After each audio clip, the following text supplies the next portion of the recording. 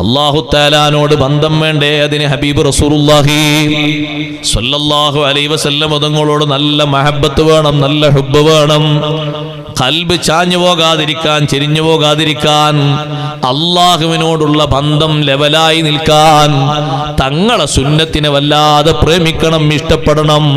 അത് ജീവിതത്തിൽ തപസ്സിരുത്തി കൊണ്ടു നടക്കണം. അത് ചെയ്യുന്നിടത്ത് വിഘ്നം വരുത്താതെ സൂക്ഷ്മത പാലിക്കണം. എന്നിട്ടോ തങ്ങളെ മദുഹും മഹബ്ബത്തും നമ്മുടെ ഇരുത്തത്തിലും കിടത്തത്തിലും മനസ്സിലുമൊക്കെ രൂപപ്പെടുത്തണം. തങ്ങളുടെ ഒരു സുന്നത്ത് നമ്മൾ ചെയ്യുമ്പോ സുബ്ഹാനല്ലാഹ്, അതൊരു പ്രവർത്തനത്തിനൊരു കൂലിക്ക് വേണ്ടി മാത്രമാക്കരുത്. നമ്മുടെ ജീവിതത്തിന്റെ ഒരു സന്തോഷമാകണം ആ ചെയ്യുന്നത്. നമ്മളൊരു പതിവ് അങ്ങനെയാകണം. അതില്ലാതെ നമുക്ക് പറ്റൂല എന്നൊരവസ്ഥയിലേക്ക് വരണം. അപ്പോഴാണ് സത്യത്തിൽ നമ്മുടെ ഖൽബിലത് വല്ലാതെ സ്ഥാനം പിടിച്ചത്. ഇവിടെയാണ് മഹാന്മാര് ഏതെങ്കിലും ഒരു സുന്നത്തിന് കുറവ് സംഭവിക്കുമ്പോഴേക്ക് അവര് വേദന വരുന്നത്, ബേജാറ് വരുന്നത്, അത് മൊത്തം സ്വീകരിക്കാതെ പോകുമോ എന്ന പ്രശ്നങ്ങളും പ്രയാസങ്ങളും വരുന്നത്.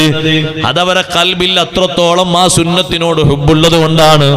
ഖൽബിൽ കൊടുക്കേണ്ട വലിയ മഹബ്ബത്ത്, അള്ളാഹിനോടുള്ള മഹബ്ബത്ത് നിലനിന്ന് കിട്ടണോ? അഷ്റഫുൽ ഖൽഖ് റസൂലുള്ളാഹി സ്വല്ലല്ലാഹു അലൈഹി വസല്ലം തങ്ങളോടുള്ള ഹുബ്ബ് വേണം.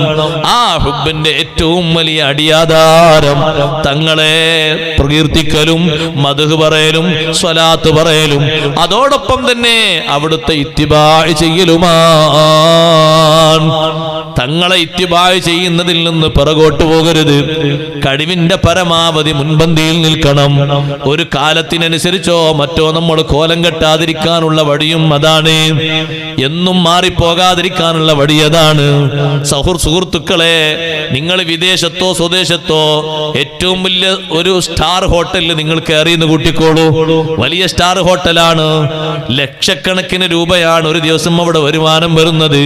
VVIPകളാണ് അതിന്റെ ഉള്ളിൽ ഭക്ഷണത്തിന് വരുന്നത്. നിങ്ങൾ കയറി നോക്കുമ്പോ ഭക്ഷണം കഴിക്കുന്ന ആളുകളൊക്കെ സുന്നത്തിൽ നിന്ന് എത്രയോ ബഹുദൂരം സഞ്ചരിച്ചിട്ടുണ്ട്. നിങ്ങൾ അവിടെ സുന്നത്ത് സൂക്ഷിക്കാൻ പറ്റുമോ? നിങ്ങൾ വേറിട്ട വ്യക്തിത്വമാ. കയറി നോക്കുമ്പോ എല്ലാവരും വികലാംഗരെ പോലെയാ ഭക്ഷണം കഴിക്കുന്നത്. രണ്ട് കൈ കൊണ്ടും എന്തൊക്കെയോ കോല് കുത്തിയിട്ട് അങ്ങോട്ടും ഇങ്ങോട്ടും ചെരിഞ്ഞ് മറിച്ചതൊക്കെയാ ഭക്ഷണം കഴിക്കുന്നത്.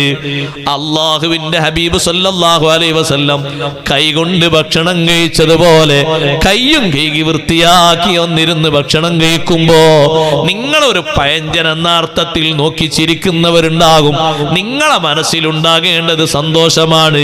ഇക്കാണുന്ന 150 ചെയറുകൾക്കിടയിൽ ഒന്ന് കൈ കൈകിയിട്ട് സുന്നത്തിയതാ